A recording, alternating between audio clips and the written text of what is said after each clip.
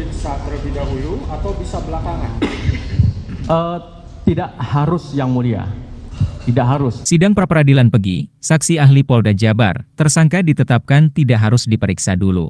Ahli hukum pidana dari Universitas Pancasila sekaligus saksi ahli Polda Jabar, Agung Surono menyebut penetapan status tersangka terhadap seseorang tidak harus menjalani pemeriksaan terlebih dahulu sebelumnya. Adapun pernyataan ini menanggapi penetapan terhadap Pegi Setiawan sebagai tersangka dalam kasus pembunuhan terhadap Vina dan Eki di Cirebon pada tahun 2016 silam. Seperti diketahui, penetapan tersangka terhadap Pegi dilakukan setelah yang bersangkutan ditangkap di Bandung pada bulan Mei 2024 lalu berdasarkan rilis DPO yang diterbitkan Polda Jabar sebelumnya. Awalnya, Hakim Tunggal, Eman Sulaiman bertanya ke Agung terkait boleh atau tidaknya penetapan tersangka terhadap seseorang dilakukan tanpa pemeriksaan terlebih dahulu. Lalu, Agung mengungkapkan, hal tersebut tidak diperlukan ketika mengacu pada putusan Mahkamah Konstitusi, MK. Dia mengatakan penetapan tersangka terhadap seseorang cukup berdasarkan dua alat bukti yang dimiliki oleh penyidik. Jadi seseorang ditetapkan menjadi tersangka, apa harus diperiksa terlebih dahulu atau belakangan? Tanya Hakim dalam sidang pra-peradilan terkait penetapan tersangka terhadap Pegi yang digelar di Pengadilan Negeri, PN, Bandung, Kamis, 4 Juli 2024. Tidak harus, Yang Mulia, walaupun dalam putusan MK yaitu dalam pertimbangannya,